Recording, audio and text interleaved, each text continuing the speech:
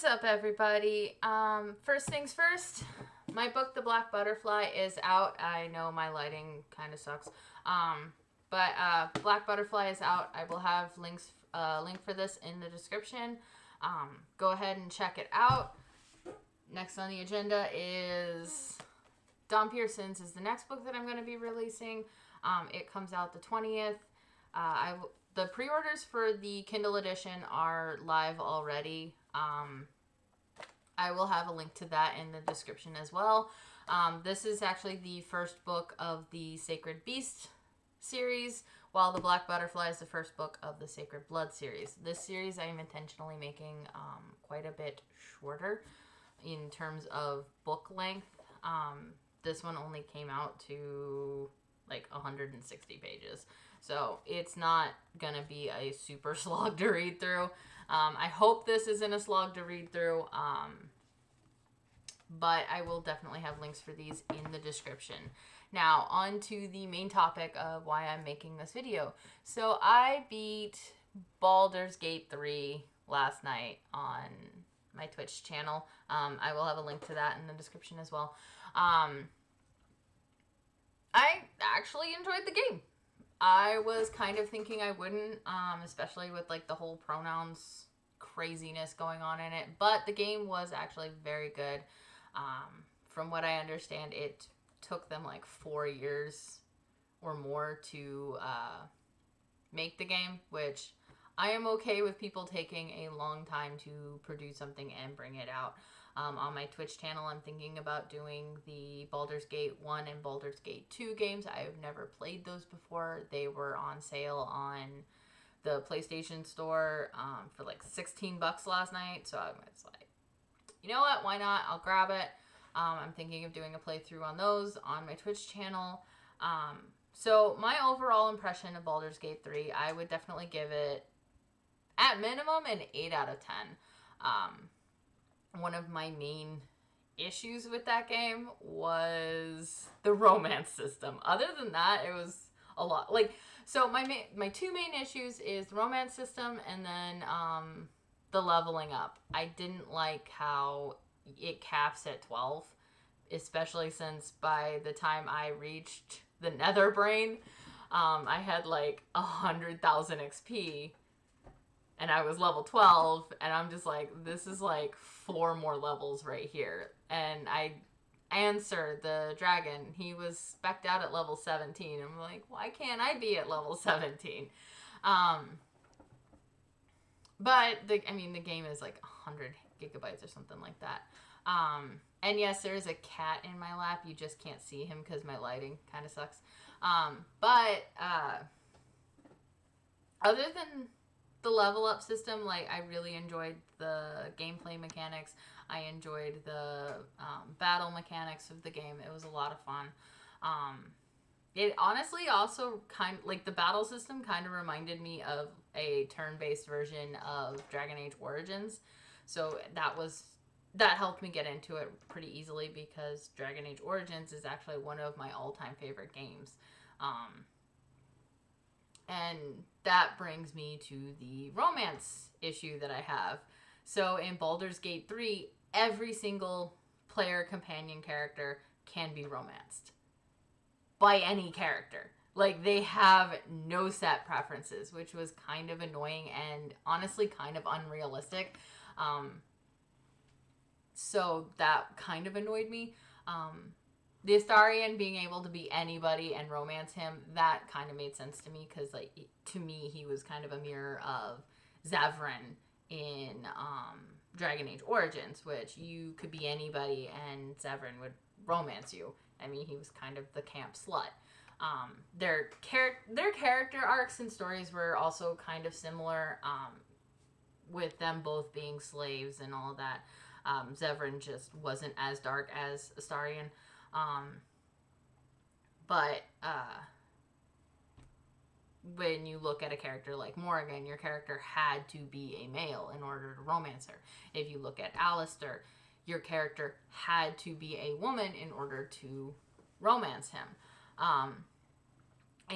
But with the Baldur's Gate companions, it didn't matter. You could be anybody and they would romance you, and and at times it felt like they were simping for you, and it was kind of annoying because I'm like, I'm not like, I did my the playthrough I beat the game on was a gold dragonborn paladin, and I did objectively do a very a very good aligned paladin.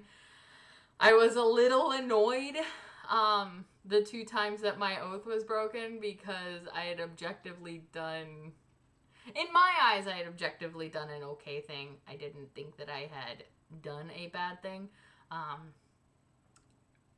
Word to other paladin players, giving Marina her husband and letting loose 7,000 vampire spawns will break your oath. But other than that, like, I didn't think that was that bad, especially with like the Marina one, where at the end of her quest line thing, you can have her kill Connor. So I don't think giving her husband in the first place was objectively that bad of a thing, because in the end you basically do go like, hey, it is time to let go. And I think sometimes that is the better option, to do that instead of just offing him, because then she's going to be angry at you. So like going through her whole quest line and then having her make the decision to end Connor and let him rest in peace, I think that was objectively the better route to go, especially if you're playing a good character. So you're playing a paladin and your oath being broken, and the very beginning of that type of character arc for that side character. I mean, she's like the side character of a side character of a side character. Like she you don't even have to like do anything. You can kill her pretty easily. I think that was kind of a dumb thing, but whatever. I took the licks. I stand by my choices on that.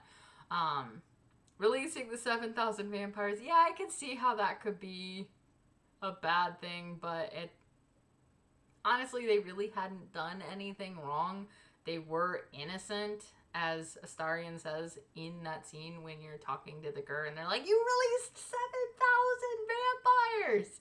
And it's like, they were innocent. They hadn't done anything wrong. The only thing that they had done was get duped by these 7 vampire spawn.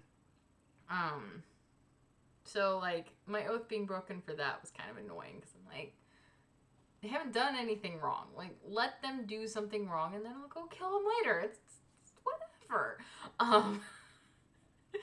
But, so yes, I did also romance the fuck out of Astarion, because I think he's a very well written character. I loved his character arc, all of that. But the fact that I was playing a male gold dragonborn and I could not only romance every single character in the camp, there were no limitations, which the main issue with that is in replayability. Yeah, there's a ton of replayability for this game. But you're not limited if you replay and you replay as a specific type of character. If you're playing a male character, you can still romance every male character. If you're playing a female character, you can still romance every female character. And that's kind of annoying, especially when they're all like, oh, well, you have a chance to do anything that you want. Okay, well, what about the side characters? Like, don't they have preferences that we should be kind of mindful of? In Dragon Age Origins, the replayability, especially with the romances, comes from the fact that you have to play a different type of character in order to romance specific characters. Dragon Age Inquisition is a very good example of this. And then also, like, your character type does play a role in it. For not Alistair, not Anders, the other blonde head. Cullen.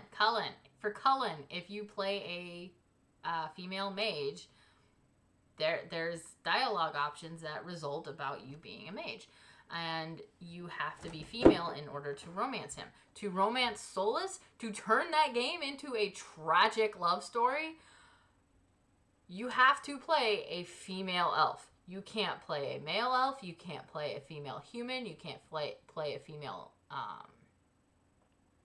Kunari. Like, you have to be a female elf in order to romance Solus. And if you romance him and you get that final kiss, it turns the entire game into a tragic love story, honestly, in my opinion. Because from what I understand of Dragon Age Dreadwolf, Solus is going to be the main antagonist. Which, if you romanced him in Inquisition, that is going to be like... It's going to be mind-blowing if they do it well. I really hope they do it well. Oh my god, I hope they do it well. I'm kind of worried, especially with the way games are going and the way EA is going. But you couldn't be anything but a female elf. In Dragon Age Origins, there was a chance to have 2 kids. One with Morgan, one with a dwarf. The dwarf, you had to be a male noble dwarf in order to get the chance to have that kid. So, like, the replayability with Dragon Age Origins, if you wanted to romance a specific character, you had to kind of play into that kind of role. And then, like, for Solus, you had to play an elf in order to do that. If you don't like playing elves, but you want to romance Solus, that forces you kind of out of that little comfort zone to be like, okay, well, I want to see how this goes, how this works out.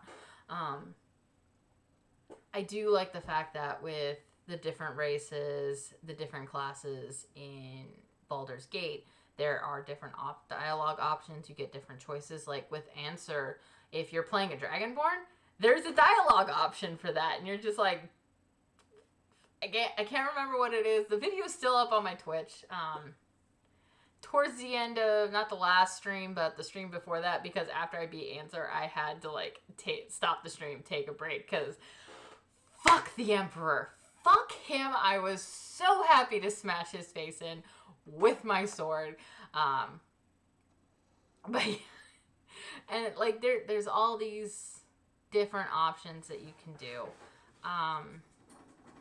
I will say I did sacrifice Karlach into becoming a Mind Flayer because I felt that was one of, like, the better options for her, because it was either be free of Avernus and blow up, or be stuck in Avernus, or become a Mind Flayer and be free of Avernus and not blow up.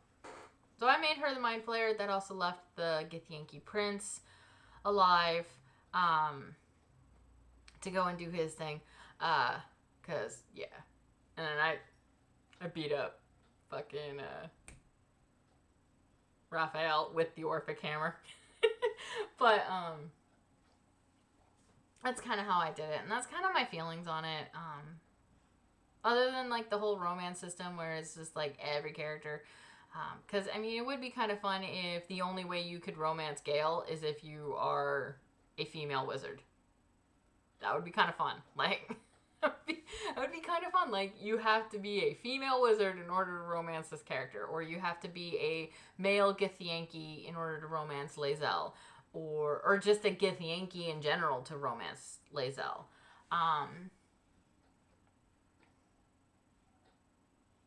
But I mean, Karlach, I'm kind of okay with her. You can be whatever the hell you want, because for her, she hasn't touched anybody in like 10 years, so that would make sense. Where she's just like, I don't care what you are, I will go for it.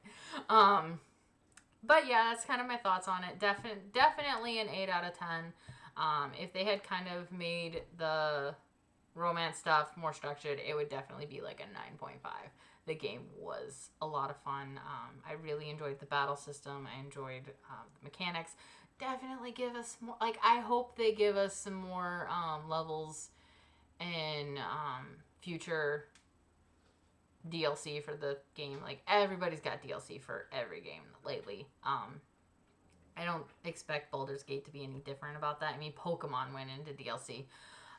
But if Baldur's Gate does give us some DLC, I really do hope they give us some, like, post-game DLC and some in-game DLC, and they raise the level cap and give us some more challenging things. I was playing on easy, not gonna lie. I was playing more for the story than for the combat. But I was doing some interesting things. It was fun blowing up barrels at people. But other than that, I hope you guys all have a great day. Don't forget to check out the links for my Twitch and my books. I am working on the second books for each one, plus a prequel for the Sacred Blood, which you could honestly say it's a prequel for the Sacred Beast series too.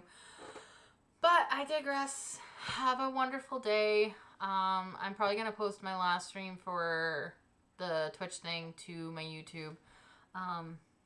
Probably today. Enjoy your days. I hope you guys have a wonderful time. I am thinking of... Well, I'm probably going to go through with Baldur's Gate 1 and 2 first. But, as always, have fun, guys. See you. Links in the description. Bye-bye.